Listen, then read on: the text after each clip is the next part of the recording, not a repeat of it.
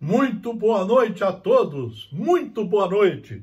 Quarta-feira, Núcleo de Estudos Espíritas e Jurídicos, Gesiel.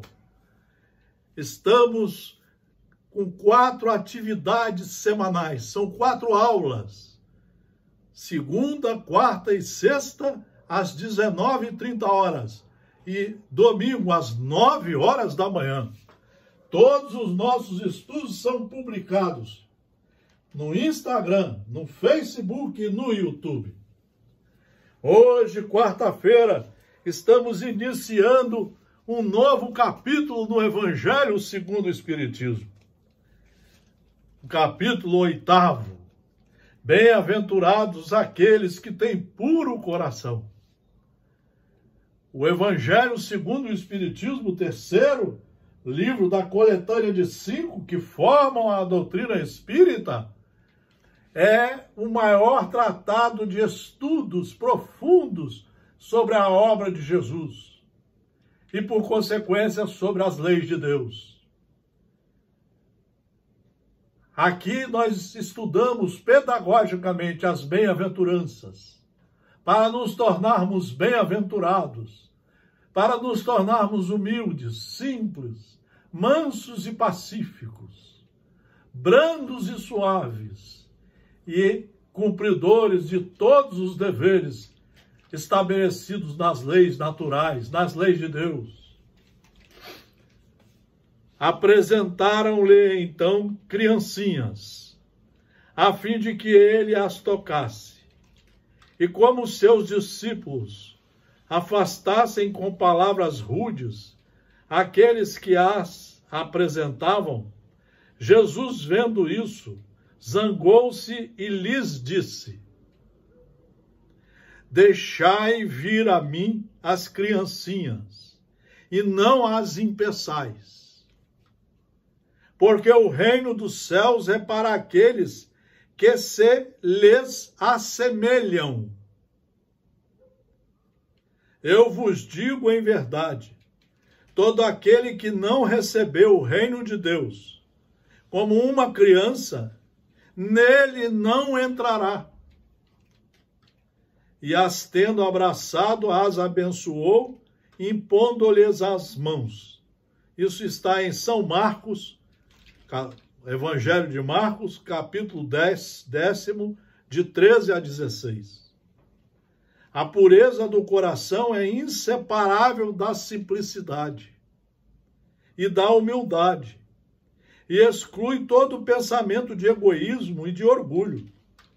Por isso, Jesus toma a infância por emblema dessa pureza, como a tomou para o da humildade. Jesus estava dando uma aula naquele momento, e ele quis mostrar que as crianças, naquela tenra idade, elas são muito puras. Elas não guardam raiva de ninguém, não guardam ódio. Elas estão sempre bem com todos. Elas estão sempre alegres. Uma alegria sincera, pura de coração. Então Jesus faz uma comparação pedagógica, nos comparando com as crianças naquele momento. É claro que nós sabemos que cada espírito que está ali vai ter a sua vida normal e ao reencarnar traz as suas obras. Mas aquele momento da infância é de uma pureza muito, muito, muito, muito bonita. É bonita de coração, é bonita de espírito, é bonita de alma. É bom de ver as crianças agindo sem maldade. Então Jesus quis chamar a nossa atenção para nós observarmos isso. Esta comparação poderia não parecer justa, considerando-se que o espírito da criança pode ser muito velho, como acabamos de falar, e que traz, em renascendo para a vida corporal, as imperfeições das quais não se despojou nas suas existências precedentes. Só um espírito que atingiu a perfeição poderia nos dar um modelo da verdadeira pureza.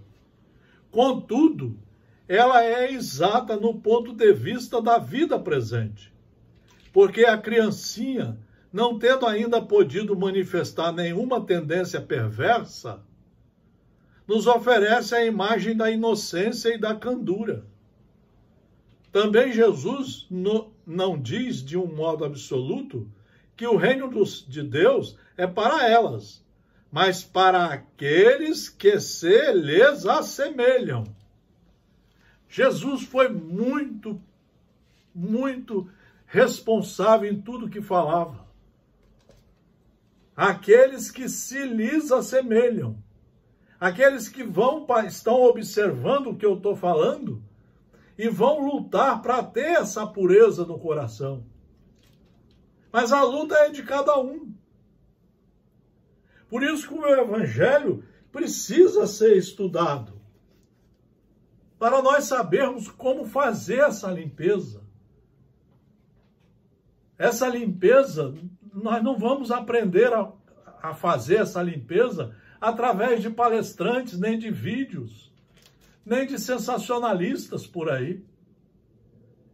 Esta limpeza do coração, como nós já estudamos nas sextas-feiras, o livro Jesus no Lar, quando ele conversa com Sara, a esposa de Benjamim, e fala sobre lavar o vaso da alma, essa limpeza tem que ser feita por nós. Mas o que lhe vai lhe dar os equipamentos para empreender essa limpeza do seu espírito, da sua mente, do seu coração, é o estudo. É por isso que estamos estudando o Evangelho segundo o Espiritismo.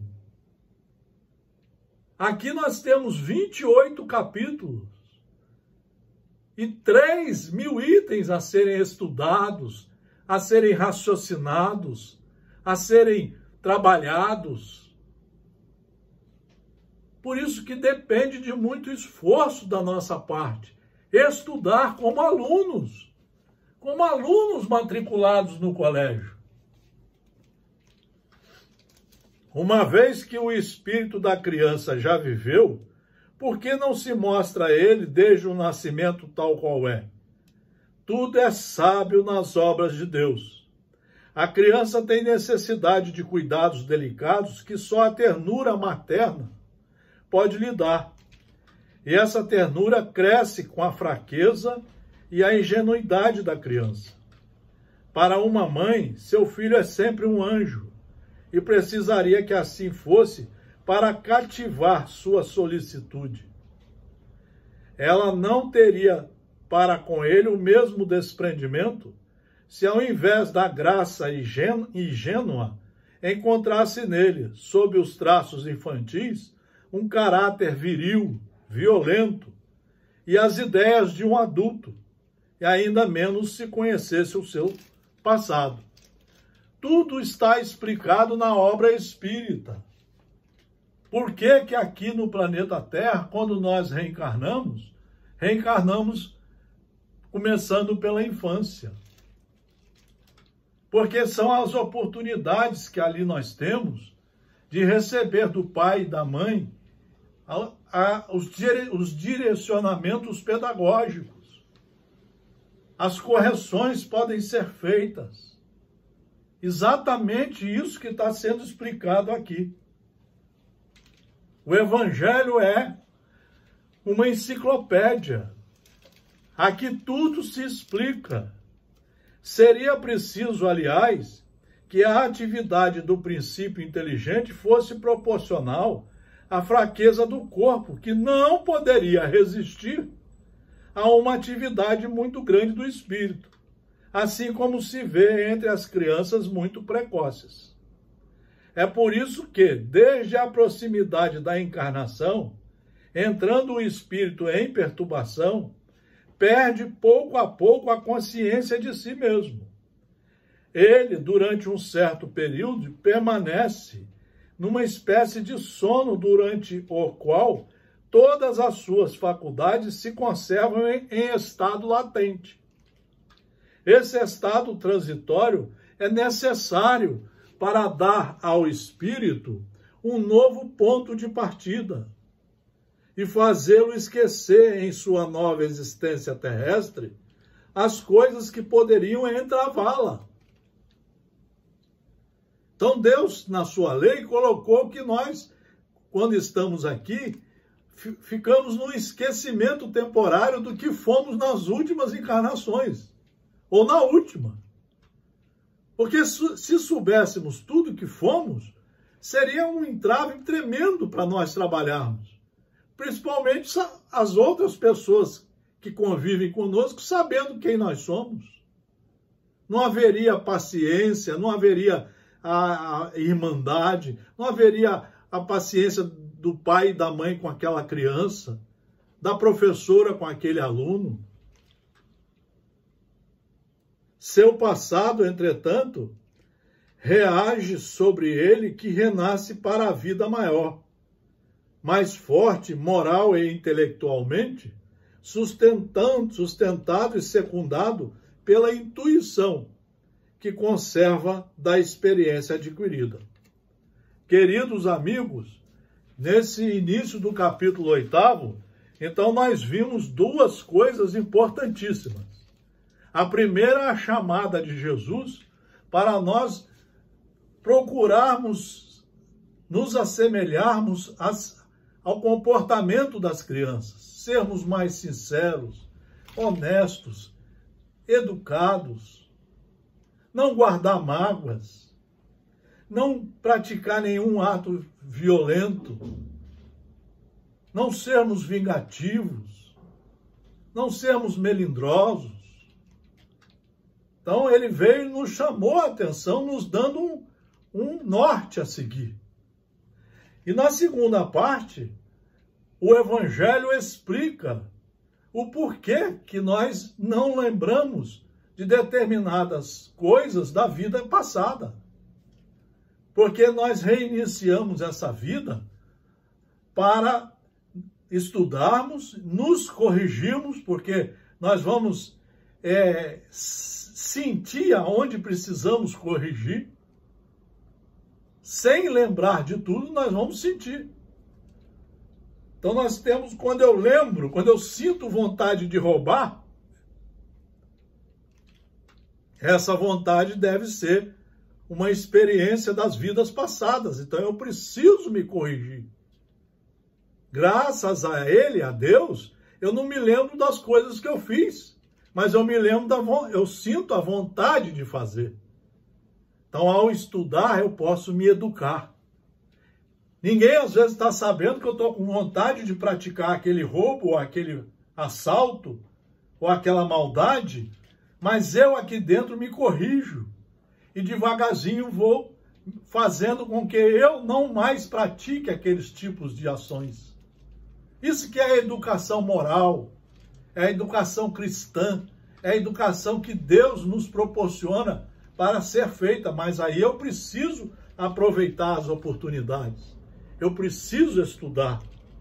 Eu preciso ter material pedagógico para me corrigir.